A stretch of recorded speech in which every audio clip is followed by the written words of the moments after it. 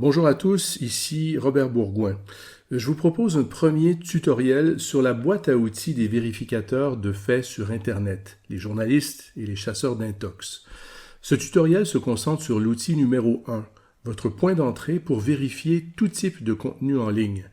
Il s'agit du navigateur. Quel navigateur devriez-vous privilégier? Dans quel but? Devriez-vous en utiliser plusieurs? Je vais passer en revue certains des points forts et des limites d'une sélection de navigateurs en espérant vous aider à faire un choix éclairé sur ceux qui conviennent le mieux à vos besoins. En plus du navigateur, des centaines d'outils sont disponibles pour les journalistes d'investigation et les professionnels de la vérification sur Internet, et la plupart d'entre eux sont gratuits et faciles à utiliser. Un très bon point de départ pour ces outils est ce document Google Sheet accessible à cette adresse. Il est produit par Bellingcat, ce collectif d'investigation qui réunit des chercheurs, des enquêteurs et des journalistes citoyens célèbres pour leur travail d'enquête en source ouverte, c'est-à-dire avec des outils gratuits et toutes les données et les informations en libre accès sur Internet. Comme vous le voyez ici, il suffit de cliquer sur les onglets en bas du document pour accéder aux descriptions et aux liens vers les outils les plus utiles pour vérifier tout type de contenu, comme les images, les publications sur les réseaux sociaux, les personnes, les sites web, et ainsi de suite. Mais avant d'aller plus loin, je veux vous montrer l'outil de vérification des faits le plus puissant. Il fait des choses incroyables, il est totalement gratuit et bien meilleur que n'importe quelle application d'intelligence artificielle. Êtes-vous prêts? Le voici. Et oui, le cerveau humain. N'oubliez jamais que la vérification des faits repose avant tout sur votre sens de l'observation et votre pensée critique. Avant de vous précipiter sur n'importe quel outil, utilisez votre atout secret, faites confiance à votre jugement, prenez le temps d'observer les détails d'une image ou d'une vidéo, ceux d'un site web que vous visitez pour la première fois ou d'un compte de réseau social qui peut sembler suspect. De quoi s'agit-il? Qui les a produits? Quand? Où? Bien souvent, vous trouverez le début d'une réponse en utilisant cet outil très précieux. Ceci dit, passons au navigateur, votre point d'entrée sur Internet. La plupart d'entre nous n'en utilisent qu'un seul, on n'y pense jamais vraiment, c'est une routine, on a commencé il y a des années avec un navigateur et on n'en change pas. Mais si vous êtes sérieux au sujet de la vérification des faits, il est essentiel de comprendre la différence entre les navigateurs et, dépendant de vos besoins, de déterminer ceux qui sont, pour vous, les plus utiles et les plus efficaces. Commençons par Chrome, de loin le navigateur le plus populaire au monde. Les 2/3 de tous les utilisateurs d'Internet ont choisi Chrome.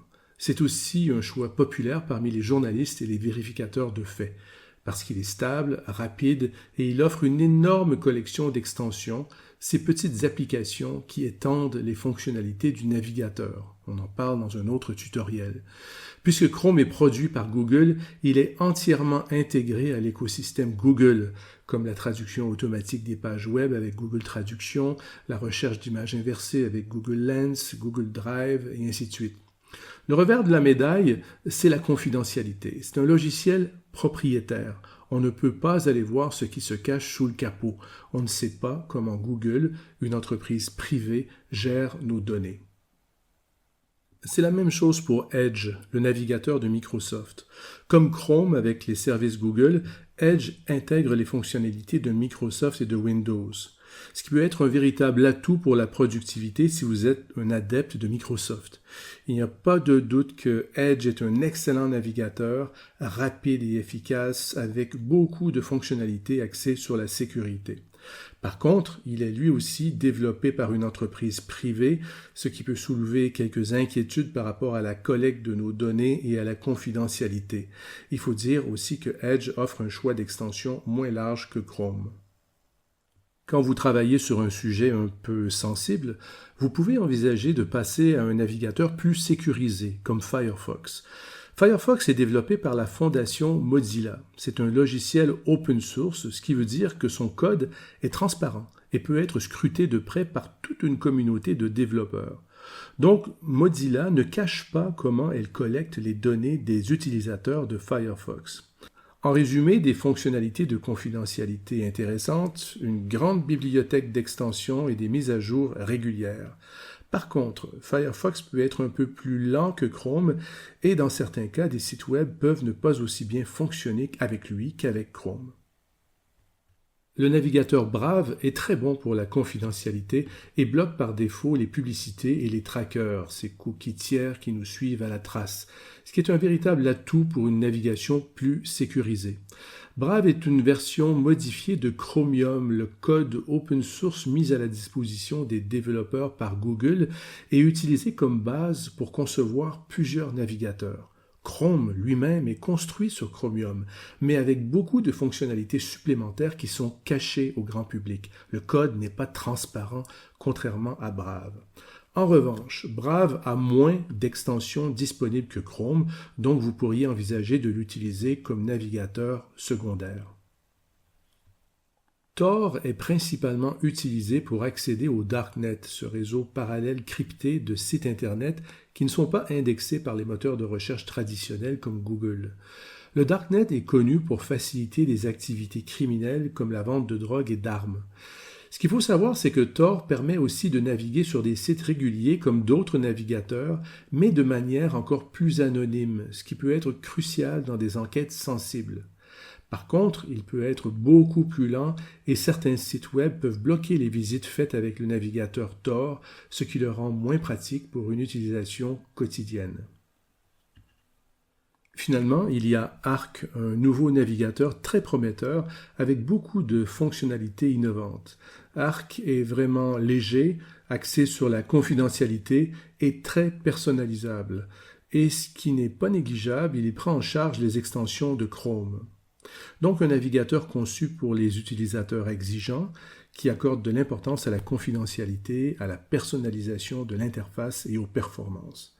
Par contre, Arc est encore relativement nouveau, il peut rencontrer des problèmes de stabilité et pour le support, il a une plus petite communauté d'utilisateurs que Chrome ou Firefox.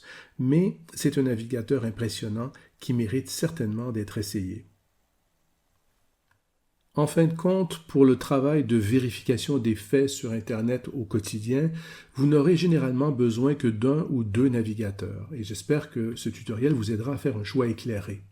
Personnellement, j'ai longtemps utilisé Firefox comme principal navigateur, mais pour les enquêtes et le travail de vérification des faits, j'utilise désormais principalement Chrome et pour deux raisons.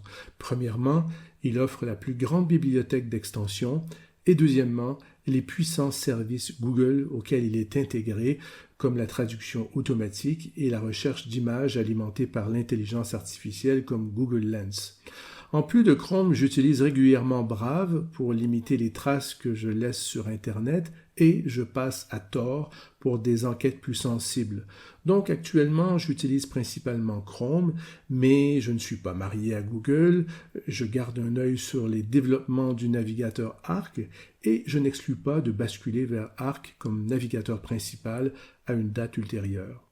Voilà, c'est tout pour aujourd'hui. Merci pour votre attention et je vous dis à bientôt.